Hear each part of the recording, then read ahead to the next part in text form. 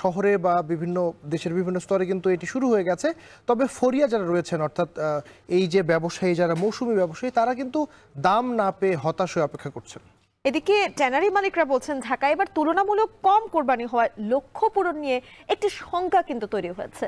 এবং অন্যদিকে যদি দেশের বিভিন্ন স্থান থেকে প্রতিবার যেরকম সাভারে, অর্থাৎ এই পল্লীতে, চামড়াপল্লীতে চামড়া আসা শুরু হয়ে গেছে এবং সেখানে কিন্তু লবণ দিয়ে এটি সংরক্ষণ করা শুরু। যিনি আমরা বিস্তারিত জানতে চাই, আমাদের সঙ্গে যুক্ত হবেন লালবাগের পোস্টায় আছেন সহকর্মী রকিবুল রাহাত এবং সাভার থেকে যুক্ত হবেন আরিফ হোসেন। তবে শুরুতে যাচ্ছি রকিবুল রাহাতের কাছে। রাহাত, আপনি তো পোস্টায় আছেন, প্রতি বছর আমরা দেখি যে পোস্তায় এই যে মৌসুমী ব্যবসায়ী যারা রয়েছেন তারা সরকার নির্ধারিত দাম না পেয়ে হতাশ হয়ে থাকেন। এবার কি অবস্থা দেখছেন এবং চামড়া সংগ্রহের যে লক্ষ্যমাত্রা সেটি পূরণ হবে কিনা বিস্তারিত বলবেন। আবির, মৌসুমী ব্যবসায়ীরা এবারও হতাশ এবং একই সঙ্গে কিন্তু এতিমখানা এবং মাদ্রাসার যারা চামড়া মূলত বেচা বিক্রি করে তারাও হতাশার কথা জানাচ্ছে। আমি একটু এই মুহূর্তে পোস্তার চিত্র দেখাতে চাই। আমরা কিন্তু দেখছি যে পোস্তার যে আড়তগুলো রয়েছে এখনও পোস্তায় প্রায় 35টি আড়তে এবার চামড়া সংরক্ষণের প্রস্তুতি নেওয়া হয়েছে। আমরা কিন্তু দেখছি প্রত্যেকটি আড়তের সামনেই চামড়া নামছে, অর্থাৎ রাজধানীর বিভিন্ন জায়গা থেকে যে চামড়াগুলো আসছে সেগুলো এসে মূলত এই পোস্তার বিভিন্ন আড়তে ঢুকছে এবং সেই আড়তেই কিন্তু সেখানে প্রাথমিকভাবে লবণ মাখিয়ে সেগুলো সংরক্ষণের জন্য রাখা হচ্ছে।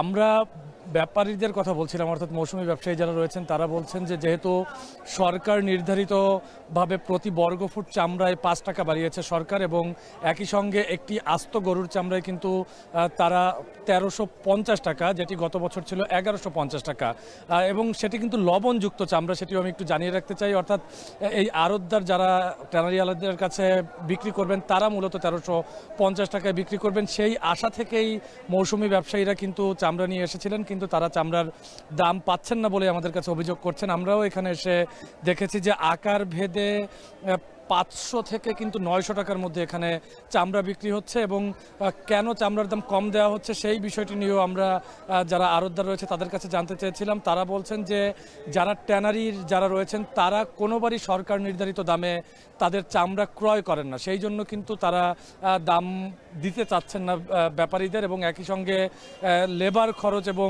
লবণের দাম বাড়তি বলেও কিন্তু তারা অভিযোগ করছে। তবে আমরা দেখছি যে সকালের পর থেকে, অর্থাৎ দুপুর থেকে চামড়া আসার যে গতি ছিল সেটি আগের চেয়ে কিছুটা বেড়েছে এবং তাদের যে লক্ষ্যমাত্রা সেটিও পূরণ হবে বলেই কিন্তু এখানের ব্যাপারীরা আমাদেরকে বলছেন। এই ছিল রাজধানীর পোস্তা থেকে আমার কাছে সবশেষ। আবির, পোস্তা থেকে যুক্ত হয়েছিলেন আমাদের সহকর্মী রকিবুল রাহাত। এবারে আমরা যাব সহকর্মী আরিফের কাছে। আরিফ, একটু জানাবেন এখন পর্যন্ত কতগুলো ট্রাক পিকআপ সাভারে ঢুকেছে এবং এই যে আমরা বলছিলাম এবছর কোরবানি কম হওয়ার লক্ষ্যমাত্রা পূরণ নিয়ে একটি শঙ্কা তৈরি হয়েছে, সেক্ষেত্রে আপনারা আসলে যেখানে আছেন সেখানের যারা ট্যানারি মালিকরা রয়েছেন তারা কি বলছেন, লক্ষ্যমাত্রা পূরণ হবে কিনা? মিম, ইতিমধ্যেই সকাল থেকে প্রায় 1.5 শতাধিক গাড়ি এই সাভারের হেমায়েতপুরের চামড়া শিল্প কারখানায় এখানে ঢুকেছে। আমরা কথা বলেছিলাম মালিকদের সাথে, শ্রমিকদের সাথে, যারা দূর দূরান্ত থেকে ঢাকার আশপাশ থেকে চামড়া নিয়ে আসছেন তাদের সাথে কথা বলছিলাম। আপনি আমাকে দেখেন যে এই পেছনে যে এই ট্রাকটি কিছুক্ষণ আগে এই ট্রাকটি নিয়ে আসা হয়েছে, এই ট্রাকটির প্রতিটি চামড়া 800 থেকে 850 টাকা দরে বিক্রি হয়েছে, অর্থাৎ এখানে প্রায় 540টির মতো চামড়া রয়েছে। আমরা চামড়া ব্যবসায়ীদের সাথে কথা বলেছিলাম, তারা বলছেন 8টি গ্রেডে সাধারণত চামড়া তারা কিনে থাকেন, এ থেকে এইচ পর্যন্ত। এর মধ্যে প্রথম যে 4টি গ্রেড এ, বি, সি এবং ডি, এই 4টি গ্রেডের চামড়া গুণগতভাবে মানসম্পন্ন হয় এবং এই চামড়ার মোটামুটি দাম তারা দিতে পারেন। তবে আন্তর্জাতিক বাজারে চামড়ার দাম পড়ে যাওয়ায় এবছর খুব একটা চামড়া তারা বিক্রি করতে পারছেন না, অর্থাৎ সেইভাবে দাম দিতে পারছেন না, এটা বলছেন ব্যবসায়ীরা। এছাড়া আমরা তাদের সাথে কথা বলেছিলাম, তারা বলছেন বিগত বছরগুলোর তুলনায় লবণের দাম, শ্রমিকদের খরচ এবং পরিবহন খরচ বেড়ে যাওয়ায় এই যে নির্ধারিত মূল্য, সরকার নির্ধারিত যে মূল্য প্রতি বর্গফুটে 5 টাকা বেশি, সেটি তারা দিতে পারছেন না।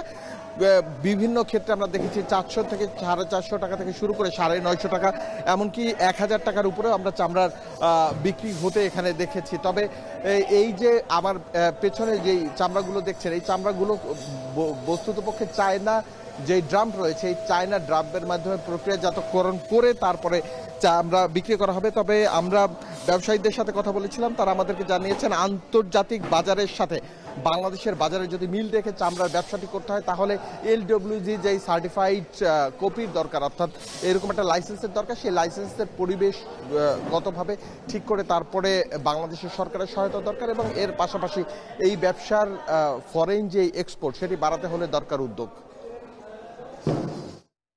আমাদের সঙ্গে সাভার থেকে যুক্ত হয়েছিলেন সহকর্মী আরিফ হোসেন।